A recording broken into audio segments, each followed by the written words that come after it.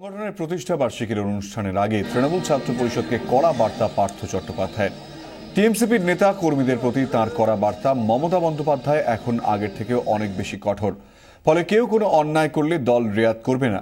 26শে August টিএমসিপির প্রতিষ্ঠা দিবসের অনুষ্ঠান, তা নিয়েই আজ তৃণমূল ভবনে বৈঠক হয়। 21শে জুলাইয়ের মতন এবারও সব ব্যানারে শুধু মমতা বন্দ্যোপাধ্যায়ের নাম ও ছবি ব্যবহারের নির্দেশ দেওয়া হয়েছে।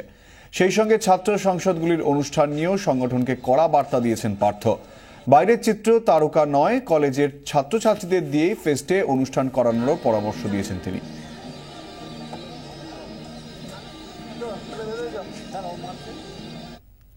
ফের প্রকাশ্যে চলে এলো বাঁকুড়া জেলা কংগ্রেসের গোষ্ঠী কোন্দল। কংগ্রেসের সভায় আমন্ত্রণ না পাওয়ার অভিযোগে কংগ্রেস নেতা আব্দুল মান্নানের সামনে ক্ষোভ উগরে দিলেন বাঁকুড়া কংগ্রেসের একাংশ।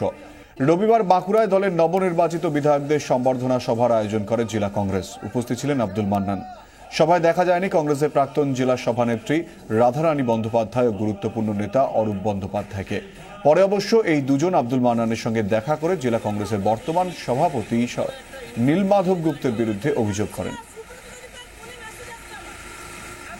আরে আমাদের কাউন্সিলর 4 বারে নির্বাচিত কংগ্রেসের কাউন্সিলর, তাকে জানানোর প্রয়োজন মনে করে না। দীর্ঘ 38 বছর ধরে দলটা করছি, সরাসরি আমরা সিপিএম এর সাথে লড়াই করেছি, সরাসরি আমরা তৃণমূলের সাথে লড়াই করছি।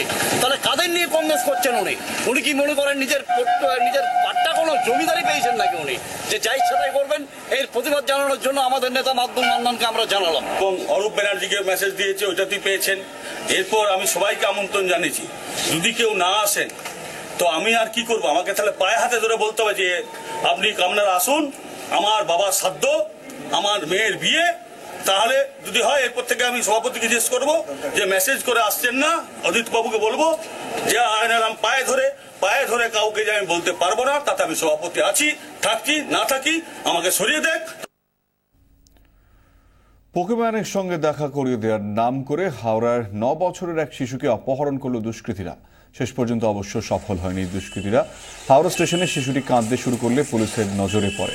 পুলিশ ঘটনাস্থলে পৌঁছলে দুষ্কৃতীরা চম্পট দেয়। এর আগে শিশুর পরিবার হাওড়ায় অভিযোগ দায়ের করেছিল। শিশুটির সন্ধান পেয়ে পরিবারের হাতে শিশুটিকে তুলে দেয় পুলিশ।